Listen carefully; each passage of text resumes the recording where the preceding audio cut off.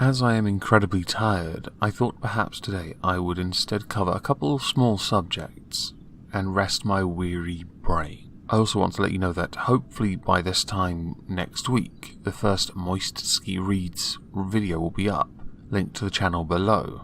The first subject, an update to the Sultan of Brunei's banning of the gays. I did have a number of people in my comments telling me, why don't you talk about New Zealand? Why don't you talk about this, all these other world events that are absolutely tragic? And then attacking me for choosing that one particular event. Firstly, I didn't touch New Zealand because everyone else did.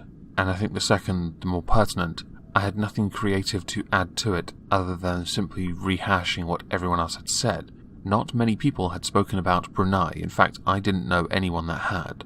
And as far as talking about other countries go, well, it made a nice change from talking about Brexit. With Brunei introducing this anti-gay law, there have been a number of protests, most notably at the Dorchester Hotel, where a number of LGBT people chanted "Shame on you" to visitors of the hotel. Many are calling to boycott it. There is a singer whose name I'm not even going to try and pronounce, who I believe has pulled out of staying at one of those hotels or performing somewhere nearby or at one of them. I don't care. It's hip-hop. I don't give a shit. This has gotten to the point where the police have had to now line the doors of the buildings because protesters are breaking down the barricades while chanting the earlier mentioned "Shame on you." I am somewhat surprised, to be honest, with this, because this law was introduced, and it was slowly phased in 2014. The fact it wasn't until 2019 that any of you managed to group up and start attacking astonishes me, and I should now add a minor correction to everything I said. See, homosexuality, yeah, bad. Oral sex, by the way, also added to the list, as well as fornication, for those who don't know sex before marriage. You should all be stoned to death. In Brunei, many politicians, oddly in the United Kingdom, have debated Brunei, some indicating that this they do not support, others saying yes, but it's okay, it's a last resort, because common law supersedes Sharia law. I would point out, the very fact that the law itself exists is a bad thing, so arguing that common law would overtake it, and that Sharia is more of almost like a death penalty deterrent, is unacceptable, and I don't think many people would disagree with me on that. The threat of being hit with stones, have limbs removed, is unacceptable. There is a news outlet called Gay Star Times, where someone did speak to them, and they said that the events at the Dorchester are booked by charities, they're booked by businesses. We need to make it clear to the people booking events at the Dorchester that it isn't acceptable to use their money to sponsor the brutality of the Sultan of Brunei. That statement coming from Green Party politician Benali Hamdash. Whether I support that or not is irrelevant, to be honest. I do think, though, if you want to make a statement regarding the rights of gay people in Brunei, perhaps not using that hotel would be a good start.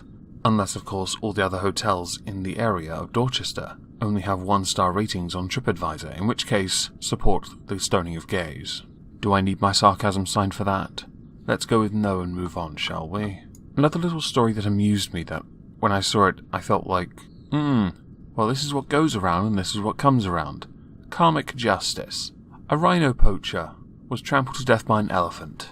May I just say to Dumbo or Nelly, well done. You poachers make me sick.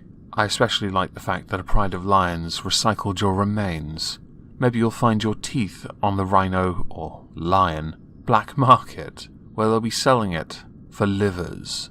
The final subject I want to cover concerns women in sport, because there are so many articles on this, and I had considered giving it its own video, but I thought in hindsight, no.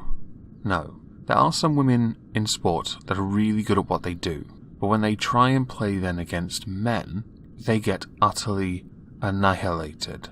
And this goes for the majority of sports. I say the majority because there are a few I think women have the edge. Let's take tennis. Serena Williams is arguably one of the best tennis players of her generation. Not one of the greatest ever. Don't bother trying that shit with me. When she tried to play against a guy in an exhibition, she got annihilated. Women also play less sets than men but earn the same amount of money in Grand Slams. That makes sense.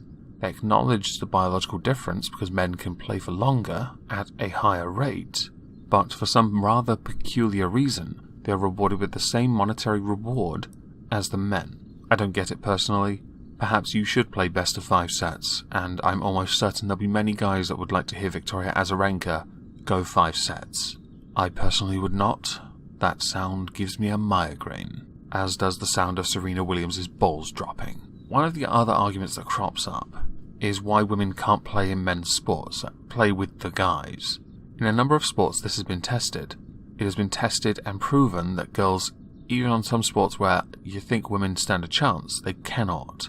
It turns out, when it comes to competitiveness, men are better, because it is something we have had many, many years learning to do, and I'm almost certain there is a science behind this, because I'm pretty sure I've heard of it. So let's take snooker, which many of you may not have heard of. It's like pool, but more complicated, where you have a player called Lynette Horsberg. She started playing back in the 80s. She is an 8-ball pool champion, and was once the world's #1 ranked female snooker player. I would assume On Yi-eun is now #1. She's actually really good. And very cute. Now she is now a journalist, and recently interviewed world #3, Rebecca Kenner, who quit the local snooker league because of the sexism she faces. Now, this is because she was barred from matches because she's a woman. Snooker did try, Barry Hearn certainly did try this, he tried to introduce some women to the game, to the men's competition, because most wouldn't be able to see how women would struggle to play against the men in the sport of snooker. It's potting balls, it's geometry. But the girls he introduced, even though they were the best at the time, were eliminated so quickly. I think something similar has happened with darts, where it is just hand archery, and yet the women still couldn't do it. Now perhaps it was bad luck, perhaps it was just they weren't in form on the day, because form does matter and sometimes the pressure can get too much for anyone. That happens to guys in any competition, so I'm sure it would happen to the women as well. You want to see a perfect example? Watch what happened to Ding Junhui the first time he did the Masters against Ronnie O'Sullivan. He annihilated him, he whitewashed him.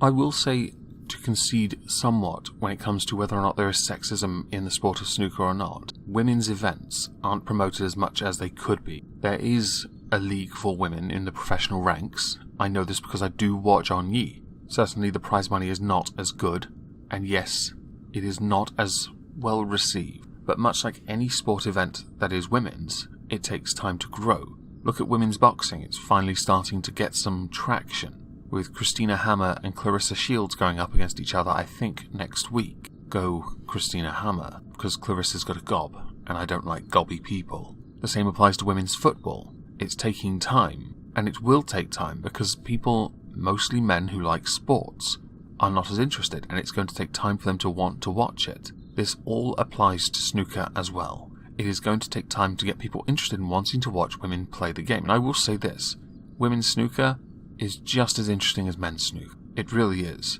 So I do think it has the potential. And while it is unfortunate that leagues back home, smaller leagues that aren't the professional ones, should do more to accommodate for girls, but I would point out, it's possible that a number of them are just trying to protect you from the inevitable disappointment of being destroyed every time you stepped up to the bay. While that may in and of itself be a form of sexism, there is an obvious and clear difference between men and women in virtually all sports. In snooker, apparently, it's one's eyesight, which is a key factor, because I'll be honest, learning to screw a ball isn't that difficult. Applying certain power, again in snooker, women can do that just as well as men, but your eyes do betray you. And while I would never seek to deny some of the actual sexism you've experienced when going to compete in leagues, where you have been denied the right to play because of your gender, and have some people shout "it's a woman" in a somewhat disgusted tone, the majority of those that you are complaining about have a men-only stance.